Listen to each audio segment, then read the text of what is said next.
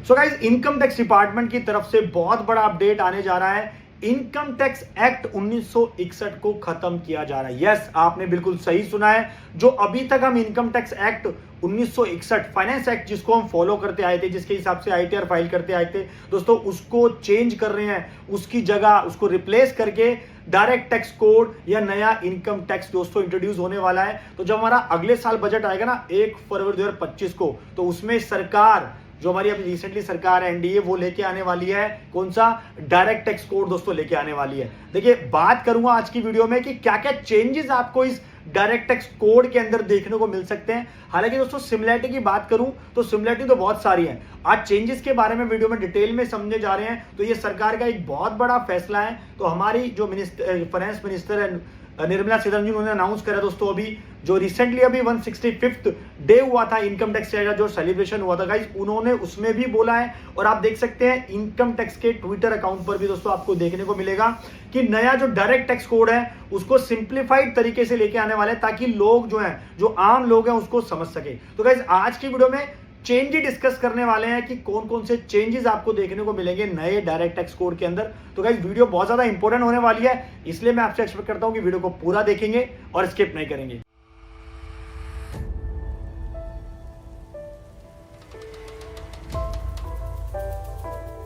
नमस्कार दोस्तों, मैं दीपक बैसल आपका स्वागत करता हूं हमारे YouTube चैनल पर। गाइस, चैनल पर नहीं हो तो वीडियोस को लाइक करें, शेयर करें और हमेशा अपडेट रहने के लिए फाइनेंस और टैक्सेशन को लेकर चैनल को दोस्तों अभी सब्सक्राइब जरूर कर लें। देखिए, सब्सक्राइब करना बिल्कुल फ्री है, लाल का बटन दबा दो यार, ताकि मुझे भी मोटिवेशन मिले और मैं आपके लिए ऐसे ही डेली और क्विक अपडेट्स लाता रहूं। और आपसे रिक्वेस्ट करूंगा कि आप हमारे टेलीग्राम चैनल को जरूर ज्वाइन कर ले, क्योंकि वहां भी आपको रेगुलर अपडेट मिलेंगी फाइनेंस और टैक्सेशन की। तो लिंक आपको डिस्क्रिप्शन में मिल जाएगा, चेक करके जरूर ज्वाइन करें। तो गाइस, आपको मल्टीपल न्यूज यहां पे देखने को मिल सकती है कि सरकार अगले 6 महीने के अंदर पुराने इनकम टैक्स एक्ट को रिप्लेस करके डायरेक्ट टैक्स कोड दोस्तों लेके आने वाली है। तो ये बहुत बड़ा चेंज सरकार की तरफ से आने वाला है, जो कि हमारा अगले 6 महीने में, यानी कि बात करूं 1 फरवरी 2025 को जो हमारा नेक्स्ट बजट होगा, यानी कि बजट 2025 है, उसके अंदर आपको देखने को मिल सकता है। तो गाइस, मैंने यहाँ पे ट्विटर अकाउंट ओपन कर लिया है निर्मला सीतारमण जी का, और इवन इनकम टैक्स के ट्विटर अकाउंट पे भी आपको ये न्यूज देखने को मिल सकती है।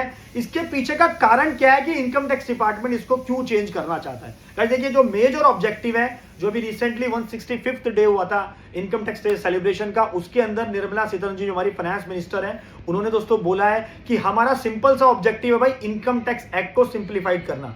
ऐसा कर दे, उसको इतनी सिंपल लैंग्वेज में कर दे कि आम आदमी उसको आसानी से समझ सके। यानी कि अगर किसी के पास नोटिस आता है, कोई सम्मन आता है, तो लोग उससे डर जाते हैं, तो उसको भी सिंप्लीफाइड वे में प्रेजेंट करने की कोशिश यहां पर की जा रही है। तो गाइस, ऑब्जेक्टिव की बात करूं, उद्देश्य की बात करूं कि सरकार क्यों रिप्लेस करना चाहती है, एक तो सिंप्लीफाइड टैक्स करने के लिए, improve tax payer services, provide tax certainty और लिटिगेशन कम करने के लिए। तो गाइज, ये सारी चीजें अभी अगले 6 महीने पे आपको 6 महीने बाद, यानी जो हमारा बजट आएगा, उसमें देखने को मिल सकती है। अब आपके मन में क्वेश्चन होगा कि सर आप चेंजेस की बात करो कि नए जो डायरेक्ट टैक्स कोड है उसमें हमें क्या चेंजेस देखने को मिल सकते हैं। गाइज, देखिए, पहले तो मैं बात करता हूं कि जो डायरेक्ट टैक्स कोड का जो कॉन्सेप्ट है, ये कोई नया नहीं है।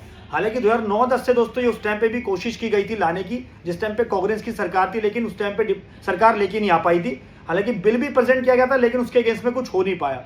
तो अब देखा जाए तो 15 साल के बाद दोबारा यहां पर एक सरकार अपना जो है एनडीए की तरफ से दोस्तों ये डायरेक्ट टैक्स कोड, जो नया एक इनकम टैक्स आने वाला है, जो अगले साल से दोस्तों एप्लीकेबल हो जाएगा।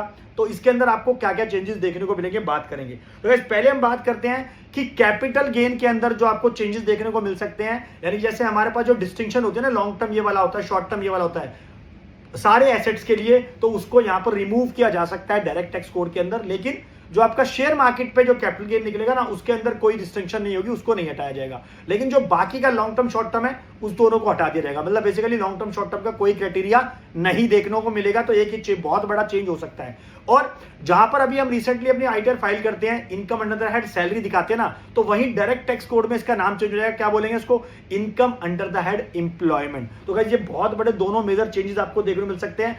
और जो हमारे इनकम टैक्स के रेट के दोस्तों जो होते हैं, वो हमारे फाइनेंस एक्ट में मेंशन होते हैं। लेकिन हमारे डायरेक्ट टैक्स कोड के अंदर क्या होगा, जो नए इनकम टैक्स के रेट होंगे ना, वो आपको शेड्यूल में मेंशन किए जाएंगे। यानी कि आपको आपको एक्ट में या बिल में नहीं मिलेंगे, उसके अगेंस्ट में कुछ शेड्यूल दे देंगे, उस शेड्यूल के अंदर सारे मेंशन होंगे। तो गाइज, और जो एक सबसे बड़ा मेजर पॉइंट यहाँ पे है सर, ज्यादातर लोगों को कंफ्यूजन रहती है सर ये प्रीवियस ईयर और फाइनेंशियल ईयर और ये असेसमेंट ईयर में क्या डिफरेंस है। तो गाइज, इसी चीज को देखते हुए देखा जाए तो प्रीवियस ईयर असेसमेंट ईयर का जो कॉन्सेप्ट है हमारा वो इनकम टैक्स एक्ट से चला आ रहा है, लेकिन उसकी जगह हमारा आने वाला है क्या, उसकी जो दोस्तों हमारा आ जाएगा फाइनेंशियल ईयर का जो कॉन्सेप्ट है बेसिकली वो इंट्रोड्यूस होगा डायरेक्ट टैक्स के अंदर। और गाइस, एक मेजर चेंज यहाँ पे जो है कि इनकम टैक्स के अंदर हमारा पहले क्या होता था, हमारे अलग अलग हेड की इनकम होती थी, राइट, लेकिन हमारी जो स्पेशल रेट की इनकम और जो हमारी अदर इनकम होती थी उसको अलग से टैक्स निकालते थे, लेकिन वो टैक्स कैलकुलेट करते वक्त पुराने टैक्स इनकम टैक्स में निकाला जाता था। लेकिन अभी डायरेक्ट टैक्स के अंदर क्या होने वाला है दोस्तों, डायरेक्ट टैक्स के अंदर ना वहां पर आपको स्पेसिफिकली अलग से शो करनी है अपनी इनकम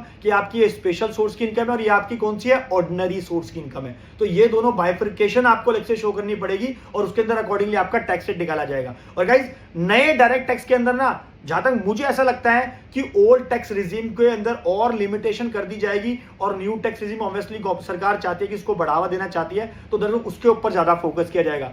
सो गाइस, मैंने आपको सारे चेंजेस बता दिए हैं, सिमिलरिटीज की बात नहीं करूंगा, लेकिन कि अगर आप भी कुछ एडवाइस करना चाहते हो, कुछ सजेस्ट करना चाहते हो कि सर ये चीजें डायरेक्ट टैक्स में कोड में होनी चाहिए, तो आप कमेंट करके दोस्तों पूछ सकते हैं। और मिलते हैं दोस्तों नेक्स्ट वीडियो में। तो हमारी दोस्तों कंटिन्यू वीडियो आने वाली है, अपडेट आपको देते रहेंगे फाइनेंस और टैक्सेशन। तो जल्दी से वीडियो को लाइक करें, शेयर करें और चैनल को सब्सक्राइब कर ले। फ्री का बटन है, लाल बटन, तो दबा दीजिए। तो मिलते हैं नेक्स्ट वीडियो में। Thank you.